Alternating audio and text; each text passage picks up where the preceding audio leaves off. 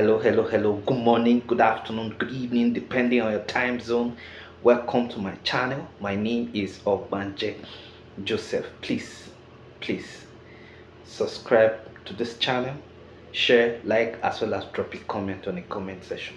So today we are looking at, we are continuing our series on the strands of political ideology, and today we are looking at nationalism. So as the world evolves, change is inevitable. The change in the society ranges from style of rulership under emperors and kings who ruled the world to nations breaking away and forming their individual states and so on. Now, after the breakaway, there is need for nations to protect their sovereignty. It is a struggle of the people to liberate themselves from external domination and stand as a sovereign entity that brings about the ideology of nationalism.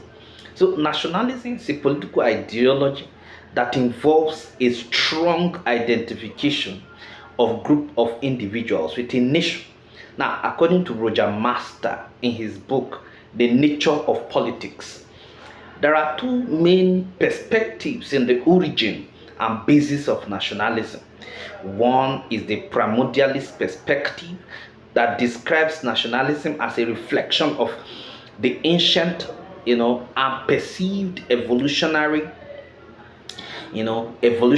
tendency of humans to organize into distinct groupings based on an affinity of birth.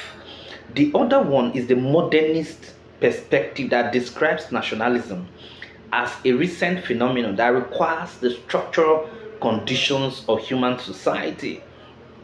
Now, according to Master, primordial and modernist conception of nationalism both involves an acceptance of three levels of common interest of individuals or groups in national identity.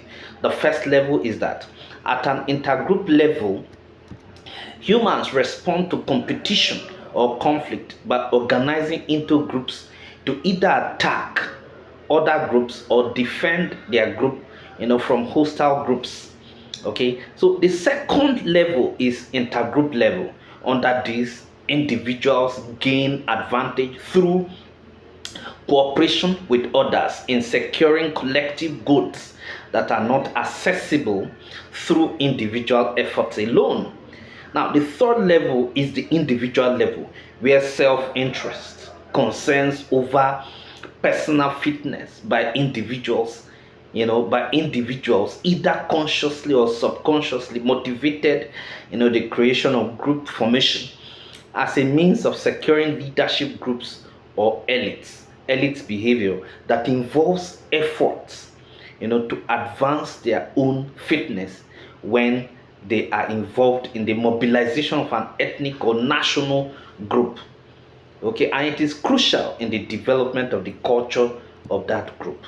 So another strand of political ideology that we look at is conservatism. Now, conservatism is an ideology propounded as a protest against the overreaching influence of liberalists whose intention is individualizing the entire society. Now, conservatism as a concept emerged from a Latin word, conserve, okay, which means to retain. Now, it is a political ideology retaining traditional institutions and support at most minimal and gradual change in society. So some conservatives seek to preserve things as they are, emphasizing stability and continuity, while others oppose modernism and seek to return to the way things were done. Now, according to Hales, Hailsham, a former chairman of British Conservative Party, conservatism is not so much a philosophy as an attitude, a constant force performing a timeless function in in the development of a free society and corresponding to a deep and permanent requirement of human nature itself.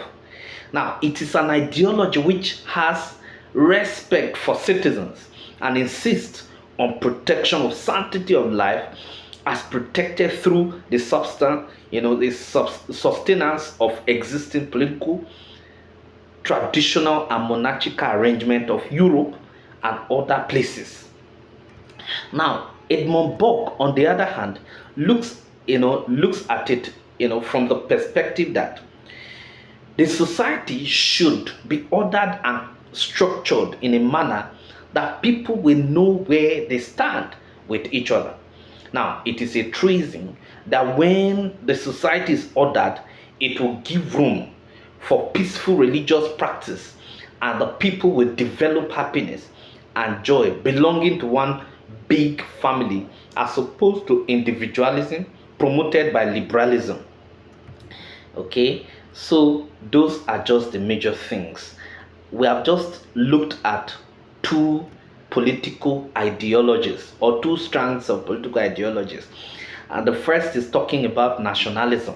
Nationalism is actually looked at from the patriotic perspective. Now, once an individual is patriotic and actually can die for his or her nation, such an individual is a nationalist. Okay, so as a nationalist, one insists that whatever will lead to the progress, to the development and growth of his nation is actually topmost, okay, in his heart, or in his interest. Okay, so that is nationalism. It is actually a process in which people stand for their nation, and they ensure that everything that has to do with the development of that nation is protected. Now, when there is a need for such nation to actually go to war, if people are moved to do all of that, such people are actually called nationalists. Okay, so those are the things. Now, the next strand of political ideology which I talked about is conservatism. Now, a conservative person is a person who actually wants the status quo to be maintained, wants the status quo to be sustained, to be maintained, to continue, unchanged. So conservatism is actually an ideology that protects liberalism. Okay, it's an ideology that insists that what is on ground is actually sustained and maintained. Okay, particularly it actually tilts towards liberalism and capitalism. So conservatism is actually a political ideology that does not actually give room for radical change in the society. Radicalism and revolution are not part of what conservatism is actually all about. So conservatism is actually an ideology, that protects, the liberals, okay, that protects the liberals from overreaching, themselves. Okay, from overreaching themselves. It is actually an ideology that talks about conservation, okay, of traditional institution, retaining the traditional institution, and support gradual or minimalist change in the society. So that is what conservatism is all about. Thank you very much.